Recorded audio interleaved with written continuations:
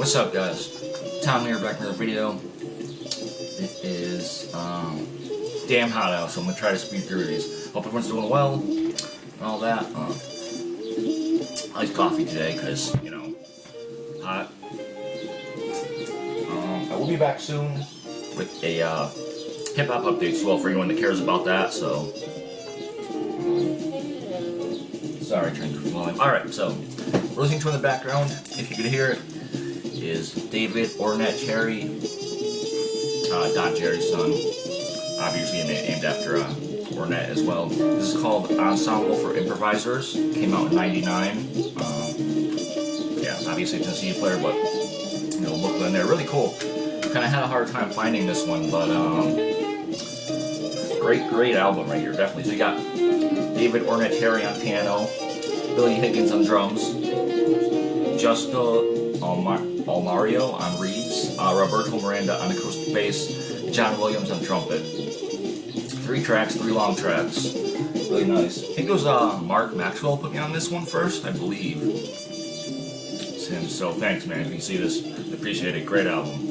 Took me a little bit to find, but definitely found it for a decent price. At least less than I thought I was going to find it for. So a couple other CDs here I picked up. A new one from Leo Smith. Picking up CDs recently because some records are really expensive and going after. Yeah, Leo Smith came out this year, 2016, a collaboration with VJ Iyer. This is on ECM actually. Leo Smith plays trumpet and VJ Iyer plays piano, Fender Rhodes, and electronics. Really nice though, it's really cool. It's called A Cosmic Rhythm with Each Stroke. Just go listen to it. It's free jazz, but really nice, kind of spacey and out there, but I really enjoyed it.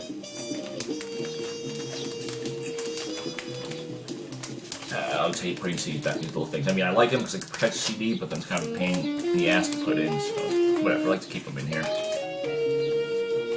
And I also picked up 2 from Thomas Stanko Quartet. One from 2006 called Lantano. So you got Martin Walewski on piano, Slavomir Kurkevich on bass, and Michael Mishkevich on drums. Thomas Stanko on trumpet, obviously. Another one on ECM. Yeah, another high recommendation. Well, just recommendation. Didn't love it, but it was really cool, especially for a 2006 project from Stanko. Pretty damn good. And then another one called Suspended Night. This one's from 2004. We've also on ECM. You know what? Maybe I should take them out of the packaging, just in case. Got a slip cover on this one. Sorry, I didn't take the other one out, but they're really cool. And it's free jazz, basically avant-garde jazz. He's still doing that same style, but still playing great too. Definitely didn't lose a touch of his style, charisma, any of that. He still got it, so still would love to see him live. But, so that was cool. Found those used. Pretty happy about that. So now onto the records. Awesome find here. This is the Charles Moffett family. So I think it's called Volume 1. But yeah, it's basically the whole family right here, and it's actually signed too by everyone that plays on here. So the label. So I'm just going to run through the lineup quickly. We have Charles Moffett on percussion and trumpet, Patrick McCarthy on string bass, Cotterill, I think it's Cotterill, Moffett on percussion, Charles Moffett Jr. on alto and tenor sax, Jarnett Moffett on bass and trumpet, string bass and trumpet, and Mondre Moffett on trumpet, flugelhorn, and baritone. Really cool. Live recording 1975 at Half Moon Bay. It is avant-garde jazz, really nice private pressing.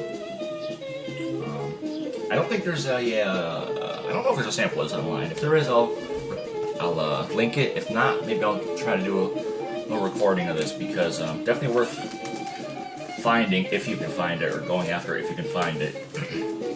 Excuse me, I was really happy to find that one. After that is a Psych Prague album, I would say, from Oklahoma. Another private press joint. This This is the group's second album. I'd like to find the first one as well, because this one's awesome, but I think the first one's a little bit harder to find. So this is Cosmic Debris with While You're Asleep from 1983 on Non-Compos Mentis. Non-Compos Mentis. I believe it's their own label. Pretty sure about that. I think it's yeah, it's a regular kind of like white label, but still high recommendation for prog psych stuff. Definitely worth checking out if you can find this. I got this sealed. Great find. Both the albums, like I said, the first and second one are worth checking out. So I believe there might be a little sample for this online, so again I'll try to leave it. But yeah, some nice Oklahoma stuff. Mary Watkins, Winds of Change. This was another, not another, but a funky jazz record from 1982 on Palo Alto Records, which I believe is out of California. I'm not sure, but really nice 80s. I don't think it's a private pressing, it's just, I think Palo Alto's kind of a known label, but I know I've heard of them before. There's the label right there. So the players, I wasn't really too familiar with a lot of the players, but you have Yolanda Nickel on alto sax, Arnold Baruch on tenor sax and flute, Rich Gerard on electronic and acoustic bass, Joy Julks on electric bass, Paul Van Wagingen on drums, and Ray Orbido on electric guitar. So I'm not familiar with any of those players, maybe you guys are, but nonetheless, awesome playing on here from everyone. Like I said, really nice. Describe this funky jazz fusion, definitely Latin flavor at times. Really cool, yeah, and really cheap too. Definitely one can be had for just a couple. I got this for 99 cents, so definitely one that can just be had for a couple bucks, and highly worth seeking out too. It's going to probably really cool artwork in the front too. I'd probably flare on that now, but really cool artwork in the front too. So. That's definitely a high recommendation. What I've been after for a long time here, and still didn't get the version I wanted, but Sonny Chirac, Monkey Pocky Boo. Unfortunately, this is a reissue. I was hoping I was getting a original for a decent price, but it didn't work out that way. I kind of sort of knew, but I was still hoping that it was a. I mean, it said it was an original in the auction, but it wasn't. So. You guys should know this album. If you don't, another one that I highly recommend going to check out. Awesome guitarist. This is from 1970. Well, it's supposed to be from 1970 BYG. But amazing record. You guys probably all know this one. Sonny Chirac on guitar, slide whistle vocals. Linda Chirac, his wife, on vocals. Bob Byrne on bass, and Jacques Thalet on drums. Recorded in France, I believe. Anyway, excellent album. Fortunately, it's not the original, but hopefully one day soon it will be the original. So I got it for a good price. Basically, got my money back for it. So this is definitely a grail. This is a reissue of it, but one of those that the original was like impossible unless willing to shell out like probably like $1,000 or somewhere near that, so maybe not that much, but close to it. It's a lot. The Feedback, or the group, also known as the Feedback. The name of the album is also The Feedback, so it's kind of confusing, but really cool artwork on there. Reissue from 2014. The original came out in 1970, I believe, from Italy and RCA Italiana. Pressing. Supposedly this is limited. I don't think it really is though, because I've seen it more and more recently. But it's basically a variation on the group with a bunch of well-known players, including I can't think of his name right now. A really well-known trumpet player, horn player, which I really can't think of for some reason. But it's like avant-garde jazz, free jazz, improvisational psych, modal, Eastern krautrock. Just has everything basically. It's also known as Grupo de Improvisación Nueva Canciones Art, something like that. You guys probably know the group. can't believe I'm blanking on the guy's name, plays trumpet in this group, but it'll come to me probably right after I finish this video. Here's this amazing album though, definitely worth getting the reissue since, well, unless you're one of the lucky people that has an original, which if you are, fuck you, I hate you. But feedback, fantastic. If you don't have this or don't know this already, definitely go check it out. Another must-have here, in my opinion. Pretty much anything from this artist, but this is definitely one of his good ones. This is a recent reissue from 2009, I believe. Albert Ayler Bells, one-sided album on ESP disc. Excuse me. Originally recorded in 1965. Like I said, it's a 2009 reissue. Really strong, aggressive stuff for jazz playing.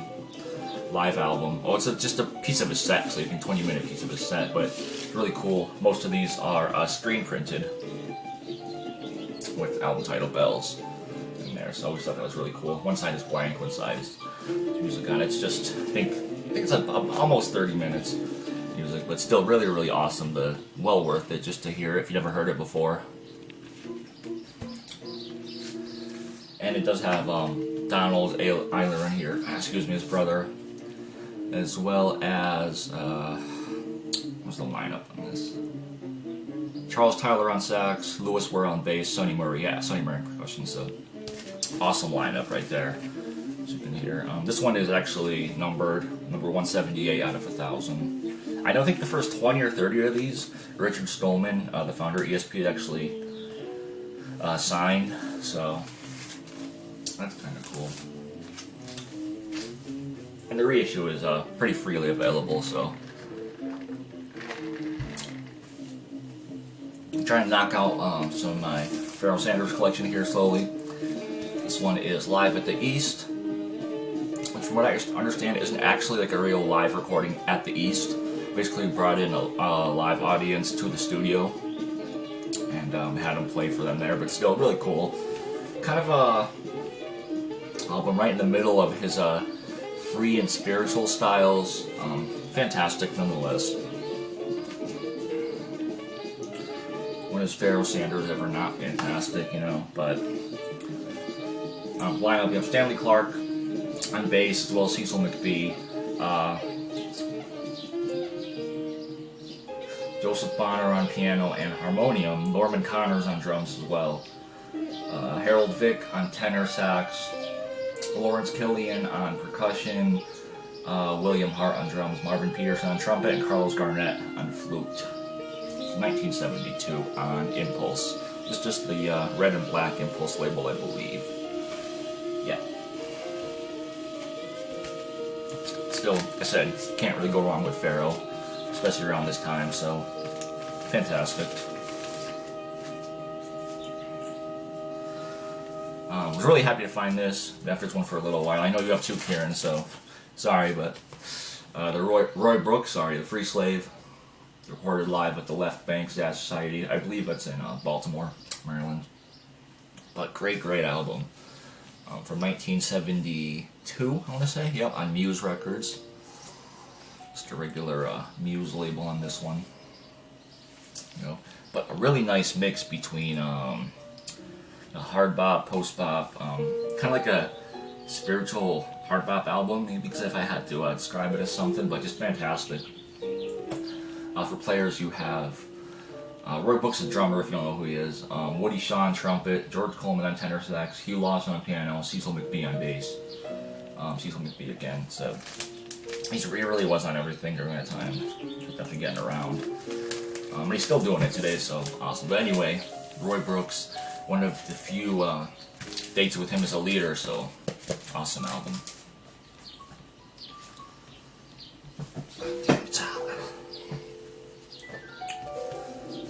Sorry guys, about to turn my AC on, actually I should have probably done it before this, but just got really hot all of a sudden. Shuggie Otis, Freedom Flight, from 1971. I don't know which album it is, maybe his third or something, but you guys probably know the psychedelic soul funk, produced by his father, Johnny Otis. Really well-known track on here, Strawberry Letter 23, was covered by the Johnson Brothers, but in my opinion, this is the definitive version done by him. on here. This is on Epic, I want to say. Let's find out. I think it's on Epic. Yeah, Epic. But Shuggie Otis really cool. Didn't have any Shuggie Otis stuff, so not on wax at least. So really happy to have that. Definitely want to get so the other one was it inspiration, something like that. And the last one here to round it out, we have Art Ensemble of Chicago, People in Sorrow.